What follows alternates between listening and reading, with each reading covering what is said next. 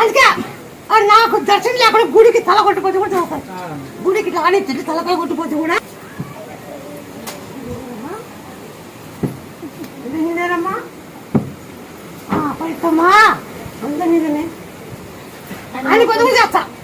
అప్పుడు కొన్ని వేలు జనంగా గుడి రాలేక గుడికి తల కొట్టిపోయిన జనం ఉన్నారు. ఇప్పుడు ఒక్కో జరిగిన వద్ద మళ్ళీ వస్తున్నారు. అప్పుడు ఎవరు వచ్చినారు మళ్ళా ఒక్కొక్కరు వస్తున్నారు పని జరిగిన వద్ద అట్లా. ఈ అబ్బాయికి ఇప్పుడు జొల్లు కాటుంది, వాయు వస్తుంది, నేను చెప్పేసి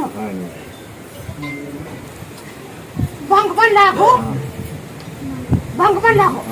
ఎల్లిపాయ ఉప్పురాయి లేకపోతే ఈ వాయి రాకుండా 50 కిలోలు ఎల్లిపాయ ఉప్పురాయి బంకి పండాకు